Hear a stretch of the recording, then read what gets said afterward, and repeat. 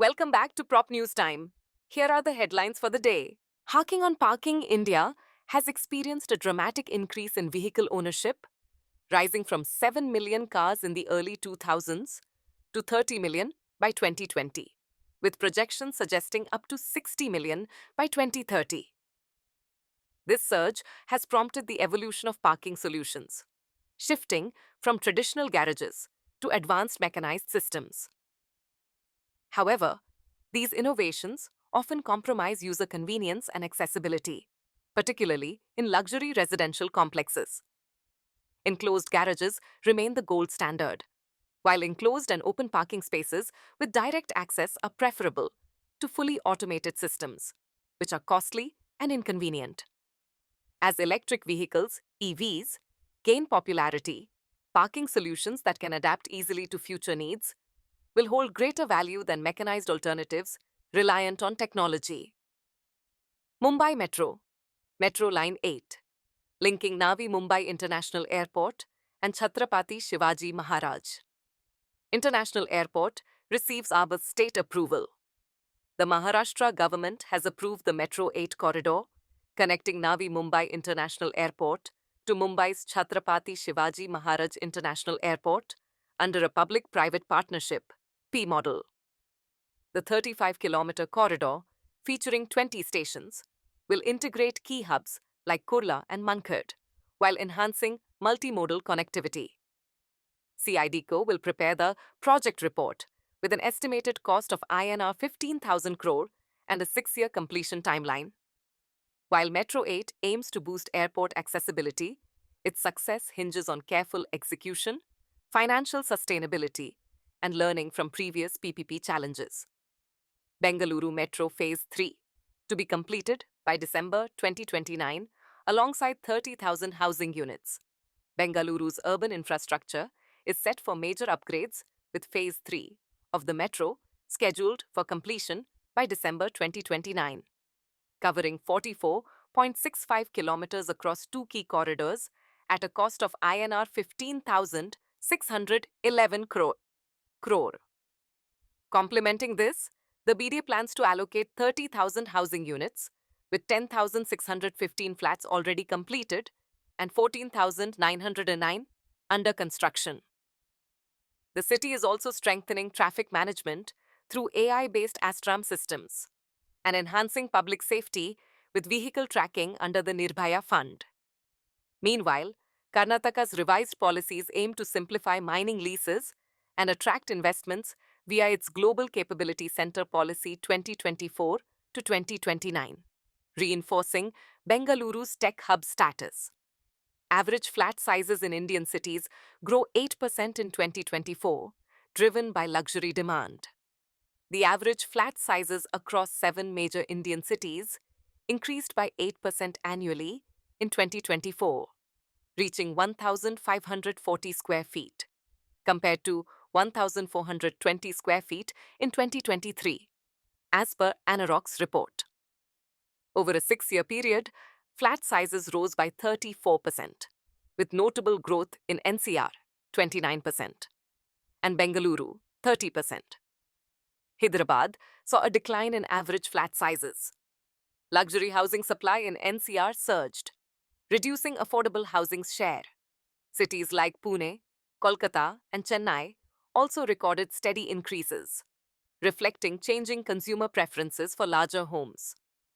Andhra Pradesh, Alluri Sitharama, Raju district to complete 23,766 tribal housing units by March 2026. The Alluri Sitharama Raju ASR district is advancing its tribal housing project under the PM Jan Man scheme with 23,766 out of 25,578 houses sanctioned and 226 already completed. The project, set for completion by March 2026, aims to uplift particularly vulnerable tribal groups. PVTG. Additionally, 576 roads and 1,660 water supply connections are planned under Jal Jeevan Mission, with 257 villages equipped so far. New Anganwadi centers and multi-purpose community hubs are also being established to improve access to education, healthcare, and essential services for tribal communities in the region. Odisha launches PMAG survey to identify 50,963 families for permanent housing. The Odisha government has launched a survey to provide permanent housing under PMAYG, aiming to include over 50,963 pending applicants and new beneficiaries. The initiative, inaugurated by Minister Rabi Narayan Naik in Puri district, will run for 2 months. Eligibility criteria have been relaxed, allowing families with incomes up to INR 15,000 and assets like two-wheelers or refrigerators to qualify. Fees have been waived, encouraging participation. Part of a national scheme targeting 2 crore houses by 2029. Odisha has already approved 28,25,000 homes, with 23 lakh completed. Damaged homes will also receive support under the Antyodaya Gruha Yojana. NGT issues notice to MoEF, Haryana and Rajasthan over Aravali Hill destruction. The National Green Tribunal, NGT, has independently addressed illegal mining activities that caused the levelling of an Aravali Hill along the Haryana-Rajasthan border. Acting on a report, the tribunal highlighted widespread violations by the mining mafia, who detonated protected hillocks in Nu and exploited regulatory gaps in neighboring Rajasthan. Officials from Haryana's mining department confirmed fresh evidence of stone extraction, estimating the loss of 6,000 metric tons of material. The NGT directed pollution control boards, the Union Ministry of Environment, and district magistrates of Noh and Bharatpur to respond via affidavits before the next hearing scheduled for May 5. Navi Mumbai. NMMC intensifies action against construction-related pollution in Navi Mumbai. The ongoing construction activities within Navi Mumbai Municipal Corporation's NMMC jurisdiction have led to excessive noise and air pollution, primarily due to basement excavation. In response, the Honble High Court of Mumbai passed an order in 2023 mandating pollution control measures. Based on this directive and public complaints, the NMMC, under the guidance of Municipal Commissioner Dr. Kailash Shinde, formulated and implemented a Standard Operating Procedure (SOP) on August 1, 2024. During inspections, violations of the SOP were identified, leading to notices being issued to 87 developers, with fines amounting to INR 1 crore 40 lakh collected. The NMMC is now taking stricter actions, including stop work notices against persistent offenders, reinforcing its commitment to pollution control. Haryana. State government simplifies builder licensing to ensure financial stability for projects. The Haryana government's Town and Country Planning Department has overhauled its builder licensing process to improve efficiency and safeguard homebuyers. Effective January 13, builders will now provide proof of financial capacity only at the license stage, aligning it with the project's total cost. This revision eliminates the earlier dual assessment system that delayed project approvals. Collaborating entities must also demonstrate financial adequacy. The move aims to streamline approvals, enhance transparency, and boost homebuyer confidence amidst Haryana's growing real estate market. By reducing bureaucratic delays and ensuring financial accountability, the government seeks to foster responsible development and timely project completions. Kolkata introduces safety guidelines for tilting buildings in Salt Lake, and New Town Kolkata's Urban Development Department has issued new guidelines to address the issue of tilting buildings in areas like Salt Lake and New Town. Building owners must submit detailed proposals, including soil test reports and lifting mechanisms, to their local civic body for review. Structural engineers and licensed agencies will oversee the process to ensure safety compliance. The guidelines emphasize soil stability assessments and professional supervision to mitigate risks. Residents are encouraged to report signs of tilting to local authorities promptly. These measures aim to enhance urban safety, protect structural integrity, and create a safer living environment in Kolkata. Odisha government to expand town planning scheme to Sambalpur and Rourkela.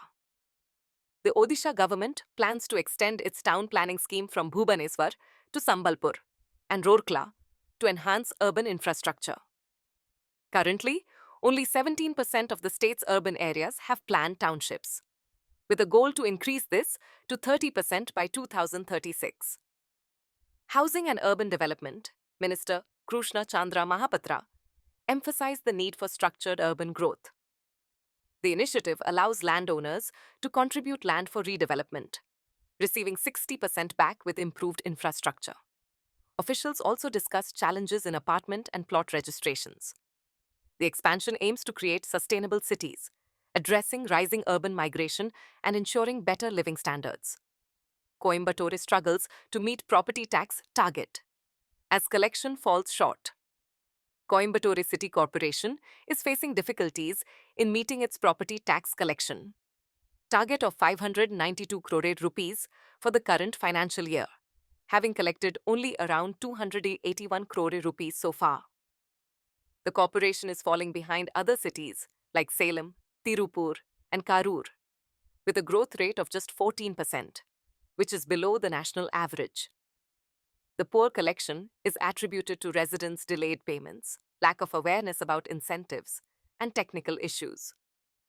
To improve collections, the corporation is using public announcements, media, and special camps, alongside measures to detect unauthorized constructions. RBI takes control of Aviom India Housing Finance amid financial troubles. The Reserve Bank of India, RBI, has superseded the board of Aviom India Housing Finance due to governance failures and missed payment obligations. Former Punjab National Bank officer Ram Kumar has been appointed as the administrator to oversee operations. Following recommendations from the National Housing Bank, NHB, the RBI plans to initiate resolution proceedings under the Insolvency and Bankruptcy Code, IBC, through the National Company Law Tribunal, NCLT. This action reflects increasing regulatory scrutiny in India's housing finance sector amid rising defaults. The case will be closely monitored as it may set a precedent for future interventions.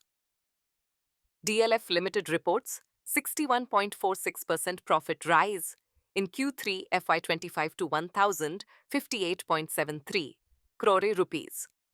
DLF Limited reported a 61.46% increase in net consolidated profit for Q3 FY25, reaching 1,058.73 crore rupees compared to 655.71 crore rupees in the same period last year.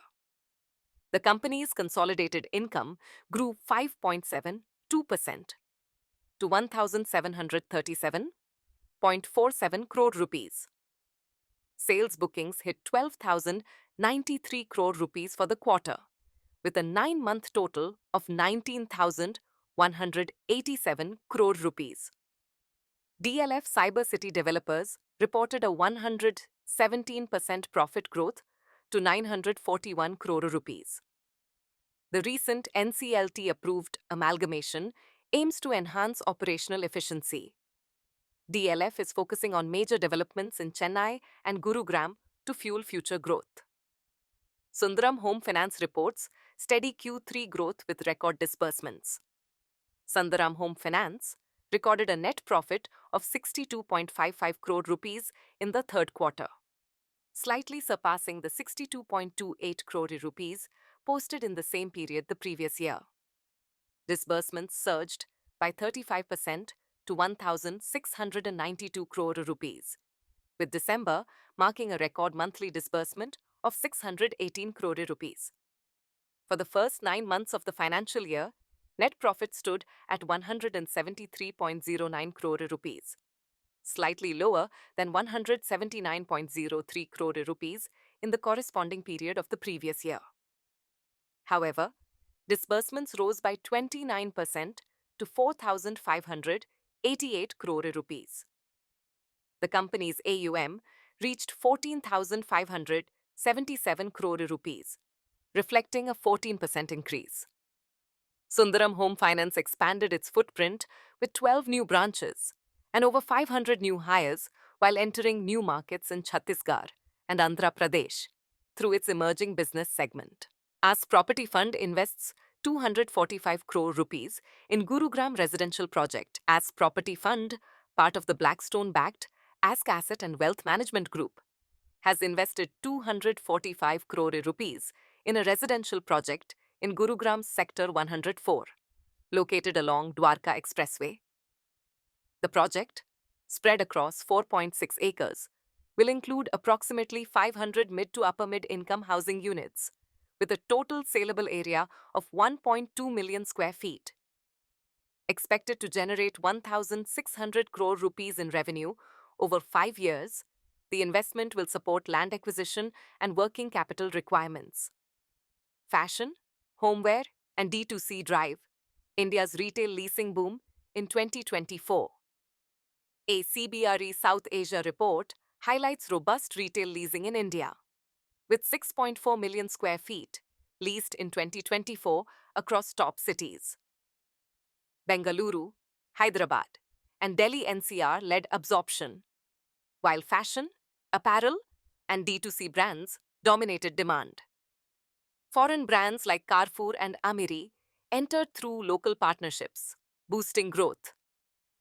The retail supply pipeline, including Grade A malls, is set to expand in 2025, driven by demand for mid-range fashion, athleisure, and luxury. Experiential retail, mixed-use developments, and quick commerce platforms are gaining traction. The sector's growth depends on adapting to consumer expectations, market trends, and technology in the evolving retail landscape. Mumbai-Nashik Expressway, Old Kashli Bridge, to get major repairs after new bridge opens. The Old Kashli Creek Bridge on the Mumbai-Nashik Expressway remains structurally sound despite a partial median collapse, according to MSRDC officials. Major repairs will commence after the new adjoining bridge, currently 70% complete, opens by mid-year. The old bridge, built in 1985, is a vital link for heavy commercial traffic and part of the Samruddhi Mahamarg. Once the expansion is complete, the old bridge will serve Tain-bound traffic, while the new bridge will handle Nashik-bound vehicles. As part of a broader 1,000 crore rupees highway expansion, this project enhances connectivity, supports logistics, and strengthens Maharashtra's transport infrastructure. Mumbai Suburban District allocates 57 crore rupees to prevent landslides in vulnerable areas. The Mumbai Suburban District Collectorate has sanctioned 57 crore rupees for strengthening 261 hillocks and landslide-prone sites in the city's suburbs, aiming to prevent accidents and loss of life monsoon. This decision was made during a recent District Planning and Development Committee DPDC meeting chaired by Mumbai Suburban Guardian Minister Ashish Shelar. The Geological Survey of India has identified 299 such sites, with 38 located in the island city. The government will consult IIT Bombay to implement effective safety measures. In addition to landslide prevention, the DPDC has approved an overall budget of 943 crore rupees for 2025 to 2026, which includes 30 crore rupees for tourism, police infrastructure upgrades, and initiatives against illegal encroachments. Bengaluru Infrastructure, BMTC, struggles to protect land from encroachment. The CAG's latest audit has found that BMTC has failed to protect 521 acres of its land from encroachment, despite recognizing the issue as early as 2008. Out of BMTC's 1,400-acre land bank in Bengaluru Urban District, 653 acres remain vacant, with nearly 80% of it at risk. Various government agencies have taken over portions for schools, offices, and housing schemes. Efforts to fence off the land began only after the audit. but progress has been slow. The Transport Minister has assured that steps are being taken to safeguard these plots. But legal disputes and financial constraints continue to pose challenges. Ireland's housing completions fall 6.7% in 2024, deepening supply crisis. In 2024, Ireland saw a 6.7% decrease in the number of homes completed, falling to 30,330, which was a disappointment for the government's housing agenda. The government had set an ambitious target to build 50,000 homes annually by 2030 to tackle the country's acute housing shortage. While 2023 saw a recovery, reaching a 15-year high of 32,500 homes, it still wasn't enough to meet the demand. Analysts are hopeful that recent policy changes and a rise in commencement notices will help boost housing completions in the coming years. However, challenges remain in making construction financially viable to meet long-term targets. New Zealand's housing market slows as buyers await interest rate cuts. In December 2024, New Zealand's housing market recorded a 1.8% year-on-year drop in median house prices, reaching $775,000 nationally, driven by cautious buyer behavior and anticipation of falling mortgage rates in 2025. Sales activity plummeted by 35.4% month-on-month and 7.7% year-on-year, with a rise in inventory levels, 18.5%, and slower sales timelines, 42 days median. Excluding Auckland, median prices increased by 1.4%, with the West Coast and Nelson leading regional growth at 24.3% and 10.6% respectively. Analysts predict a market revival in 2025, anticipating a 6% price increase fueled by expected interest rate cuts by the Reserve Bank of New Zealand. China Vanke Co. Limited, in advanced talks to sell VX Logistics stake to Singapore's GIC China Vanke Co. Limited, is reportedly in advanced negotiations to sell a controlling stake in VX Logistics to Singapore's GIC. The move is part of Vanke's efforts to tackle severe liquidity challenges, with $3.4 billion in debt repayments due in 2025. Vanke's 81.6% stake in VX Logistics, valued at $3.7 billion in 2022, underscores its reliance on asset-backed financing, including a 20 billion yuan loan secured in May 2024. Amid declining sales and intensified scrutiny from Shenzhen authorities, the prospective GIC deal, likely to finalize next month, is seen as a critical step in stabilizing Vanke's precarious financial position. That's a wrap for today. Tune in tomorrow for the latest headlines.